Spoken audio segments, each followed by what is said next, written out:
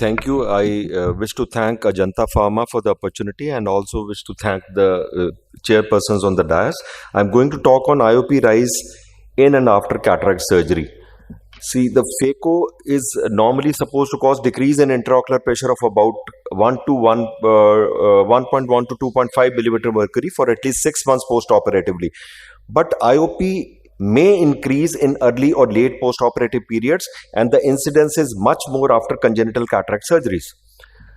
There is increased IOP during the first 24 hours after the cataract surgery, and this can peak, IOP can peak between 30 minutes to 2 hours after the surgery, which may cause the symptoms like pain, corneal edema, and can also lead to serious complications like NAION, retinal vascular damage, and decrease in visual acuity.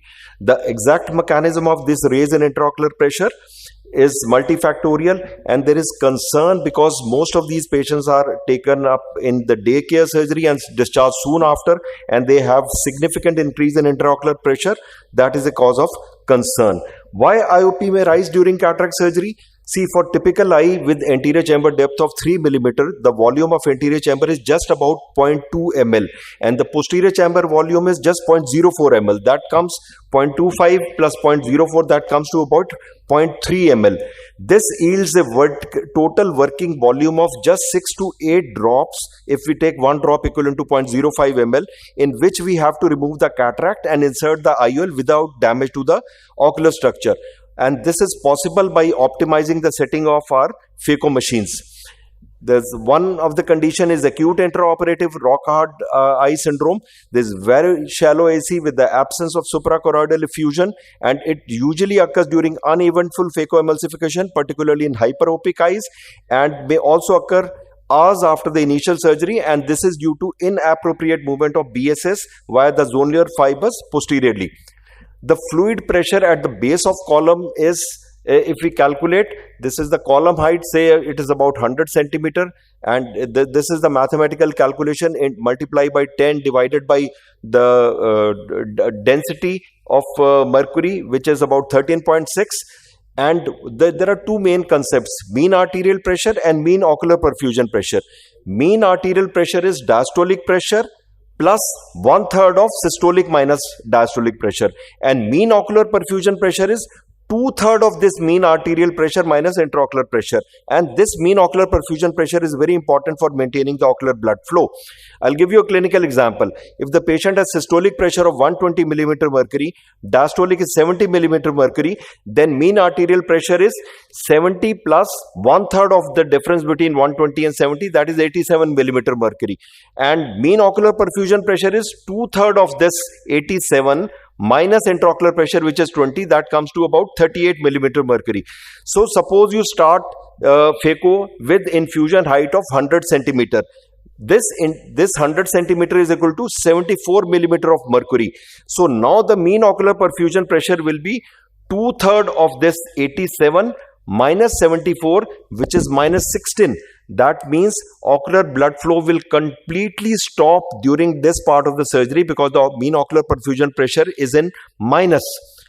So this is very important that we have to, particularly in patients with glaucoma or where the trabecular meshwork is compromised, we have to decrease the bottle height significantly to prevent this stoppage of mean ocular perfusion pressure.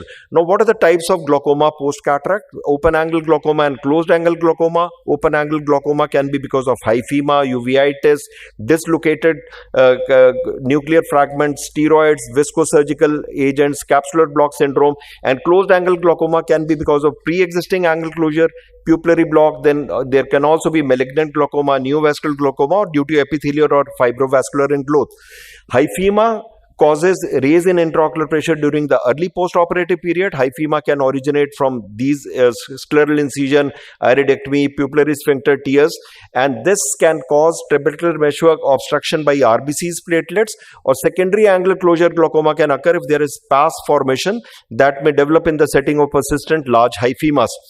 Ghost cell glaucoma, we all know, this occurs after vitreous hemorrhage, and after 1 to 3 weeks, the RBCs which are devoid of hemoglobin are called ghost cells. They go and clog the trabecular meshworks, and IOP may rise rapidly and this can persist for several months. So management depends on the degree of IOP elevation, status of optic nerve, and presence or absence of sickle cell anemia. Healthy optic nerve can withstand a moderate IOP rise without damage and does not require anti-glaucoma therapy. But if the intraocular pressure is elevated to more than 40 millimeter of mercury or persistently elevated to more than 30 millimeter of mercury for 2 weeks, then treatment is required.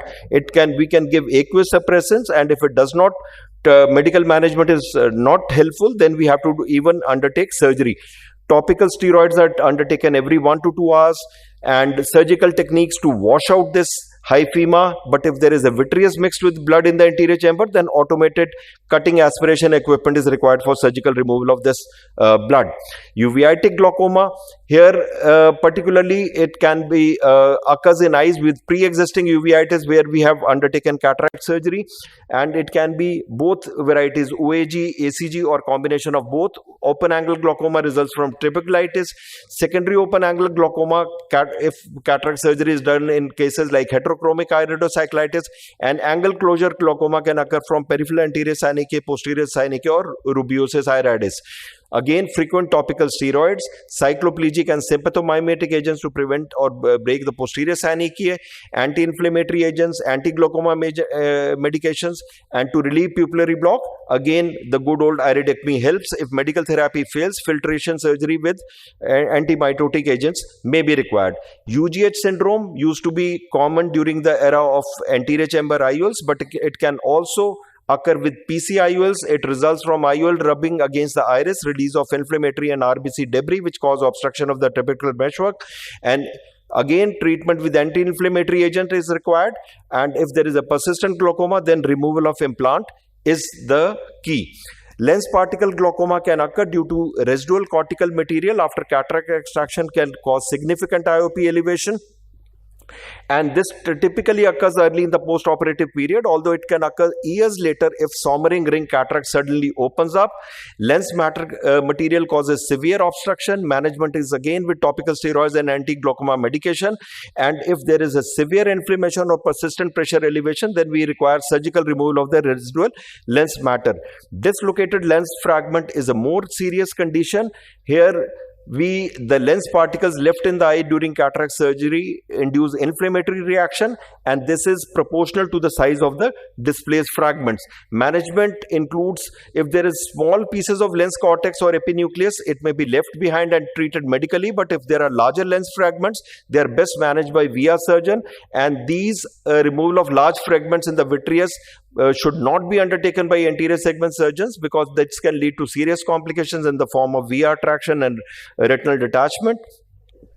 So the best approach is by a VR surgeon, where they do 3-port pars plana vitrectomy, fragmentectomy, and IOL, depending whether anterior or posterior support is available. Depending on the available capsular support may be placed, and then the cataract incision should be tightly closed with the sutures. Steroid-induced glaucoma is another important entity, and particularly the risk factors are individuals with POAG, first-degree relatives, diabetics, and patients with high myopia. So we have to find out whether it is a steroid-induced glaucoma, and then what we need to do is stop the steroid therapy, and if steroid medications have to be continued, then decrease the strength and frequency, or change the type of steroid to lesser IOP causing steroids, standard anti-glaucoma medication. And if IOP is medically uncontrolled, some of these patients rarely may also require surgery. Viscosurgical agents in cataract surgery is a significant IOP, cause significant IOP elevation, particularly if you leave behind significant amount of dispersive viscoelastic, and IOP rise peaks between 4 to 7 hours post-operatively and returns to normal within 24 to 72 hours. And what happens is the viscosurgical substances leave the eye through trabecular meshwork as relatively unchanged molecules, because they are not degraded, and they clog the trabecular meshwork and impede the aqueous humor outflow.